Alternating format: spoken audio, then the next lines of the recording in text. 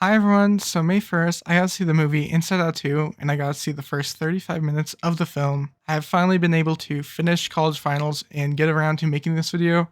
It's about a month away from the film releasing, so I think it's the perfect time to talk about this film. You're going to be seeing some Wall-E gameplay in the background because that is Disney Pixar as well. So I'll first go into the non-spoiled section, and then I'll go into the spoilered section. There isn't that much to spoil because I've seen 35 minutes of the film and that's basically what's in the trailer already. Anyway, let's go to the non-spoiled section.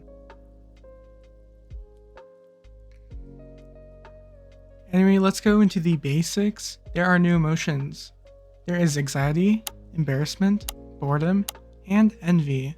The actual time and place this movie is set in is when Riley is 13 and going from middle school into high school. In my opinion, Inside Out 2 is a really good movie from what I've seen of it. The first was really good and the second one is really good too because you have those emotional aspects really coming into play at those developmental stages of life. And it's that community experience of you are either going to be there or have been there or you are at that life stage and you can really use that to really see this movie in your own kind of way. My opinion is that Inside Out is Disney Pixar's next Toy Story. We had Andy grow up and get old and maybe they're gonna have a Toy Story where Andy dies. I don't know.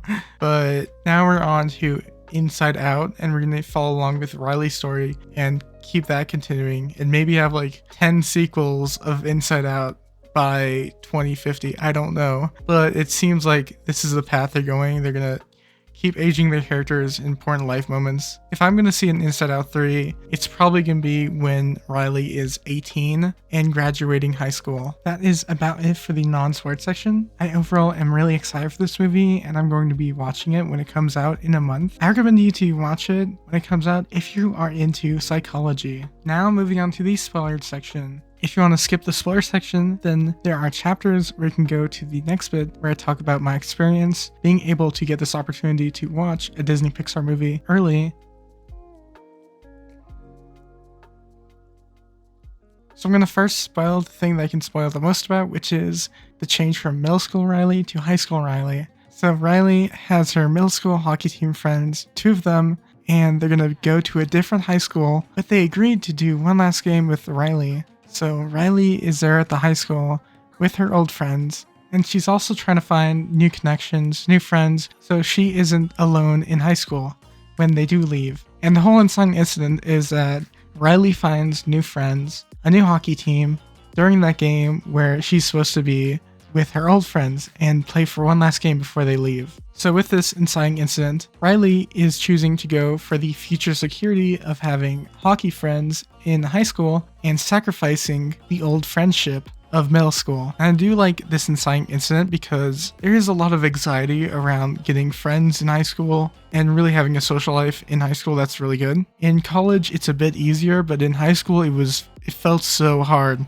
A lot of my own kind of effort wasn't even put into doing the work in high school. It was a lot of it around socializing and having friends. And that was probably one of the hardest parts of high school for me. So having this inciting incident be this way is really relatable, probably to a lot of people. And I think it provides good tension in a high school way. Another major spoiler is that there is a belief section in the headquarters now. This was not in Inside Out 1, it's now in Inside Out 2. It's this whole new room inside the headquarters that connects to the headquarters, and this whole new room dictates Riley's beliefs. And how this essentially works is Joy, or whoever, takes these memories, those orb things, and places them, and then those memories become these strands in the room where if you pluck it like a guitar, then it would play the voice line, the message, the theme of that memory. And how that probably works is it feeds back into Riley's mind and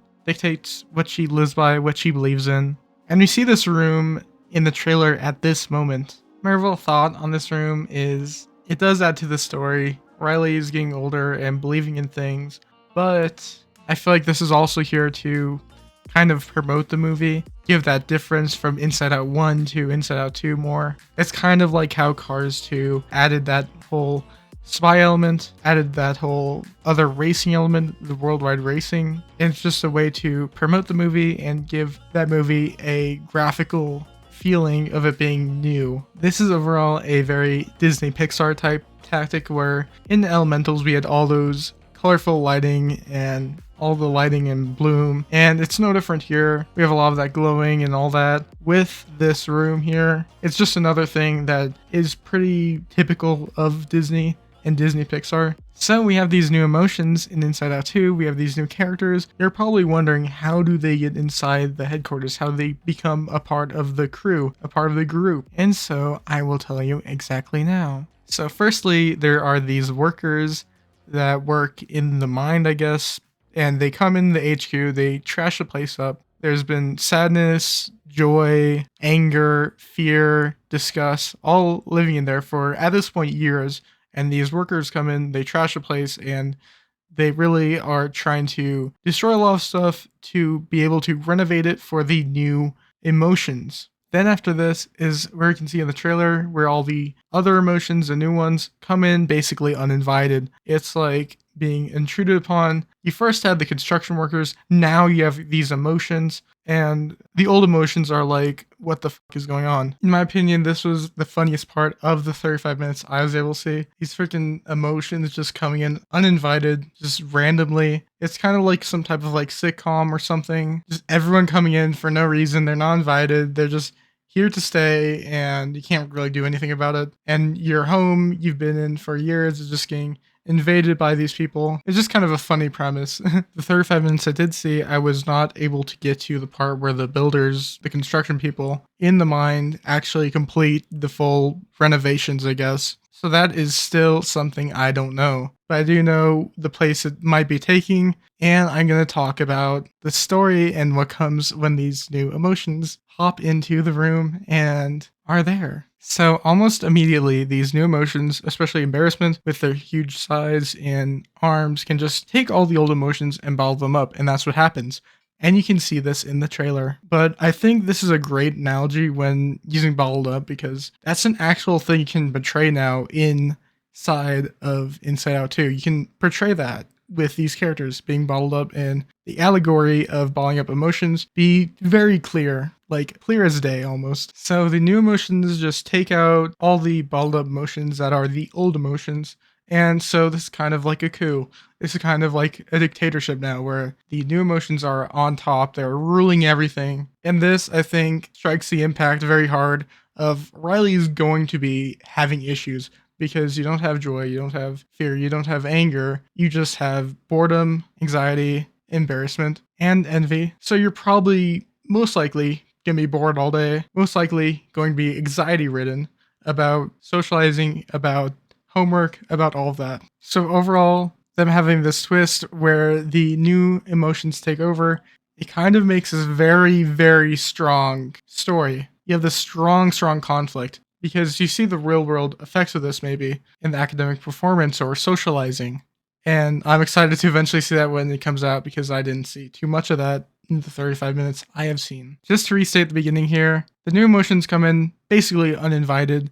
They take over, and then this leads Riley down a spiral of whatever comes from that, which is emotions changing, moods changing, probably more angry. Last thing I want to discuss in the spoiler section is that when Riley goes to high school and into hockey practice for the first time in high school, she jokes around a lot, and that penalizes the whole team, the whole class, and they have to do more hockey exercise stuff. I like this because it's relatable. High school is one of those vibes where you joke around, and that basically leads into the teacher penalizing you in some small way. It's usually very small, and you have that back and forth where you do something funny and small, and then you get penalized for it, and then it's just that back and forth. It's just a really nice small conflict that's there, and I'm excited for the full movie and see when Riley eventually becomes more accustomed to the high school environment. This next section will be what it's like to get that in my email. Disney Pixar hosting an event in my city showing Inside Out 2 early, what that's like, what it's like to get an opportunity as crazy as that,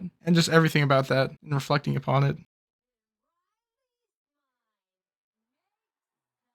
So I was basically going to college, regular day, and I got this email and I looked and I was like, what the heck? Pixar Disney is going to be at my city and I have the opportunity to watch this? Like, what the heck? And I just instantly got really excited. Then I did the Google form for getting reserved for it. All there was first, last name, email, and then the college you went to. So that was pretty easy. And I honestly expected more for such a big corporation. On the days leading up to it, I was super, super excited. Also about this event, everyone that went would get a Inside Out 2 tote bag, which I got, mini poster, which I got as well, and a moisturizer themed to Inside Out 2, which I also got. And the first 20 people that went to the event would get a sweatshirt, which I wasn't there at that time, so I didn't get it. Mostly because it would have been quite a competitive thing to do, and I don't want to be there for like 40 minutes just standing there doing nothing. And so I didn't try that hard on getting the free Pixar sweatshirt for Inside Out 2, but I loved that I got items from this that I could save and be like, I was there in 2024 college. I got to see Inside Out 2 early and all that. That's like such, I feel like that's such a cool like thing. They had like a whole like photo booth deal and all that. And then we went into the actual place and got our seats. There was a little raffle thing with tickets and all that.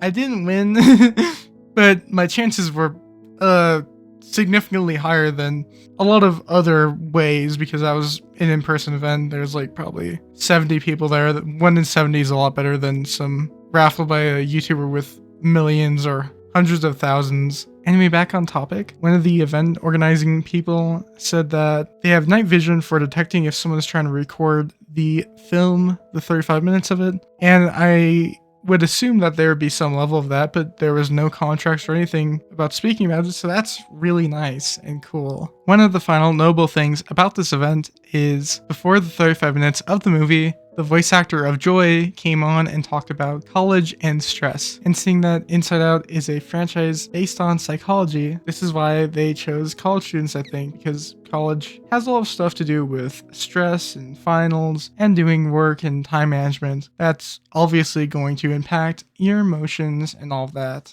That's about it on the experience. I was super thrilled. I went with my friend and we were both just happy to be able to experience this sort of event. We're at the time and place that apparently was right to see this movie. If I was graduating a year or two later, there would be no shot I would be able to see that at that moment. Anyway, that leads me to a conclusion and a celebration. And for now, that concludes Inside Out 2 for me. I am really excited to see the final movie, and I might make a video on it. Who knows? I might not. It just depends on if the final product is really worth talking about in comparison to this video or anything else. Again, I say watch this movie if you're into psychology. If you're not into Disney, Pixar, or psychology, then maybe you can skip out on this, but I do like this. I'm really excited for this movie to come out. Anyway, now I have to celebrate. Thank you for 300 subscribers. 3 months ago, we were at 200. Now we're at 300. Thank you a lot. That's 1/3 of my subscribers made in 3 months, which is crazy for the overall history of this channel. I'm grateful for continuing on this path and getting to this point, and I hope it goes much further and I can keep making some really cool videos. So thank you for that growth, and yeah, thank you. Anyway, I think that's it for the video. Again, thank you for 300 subscribers. This summer I will hopefully continue to make videos since I have it off. I don't have anything too much happening. So I will hopefully make some really cool videos this summer. And like, dislike, subscribe if you want, and bye.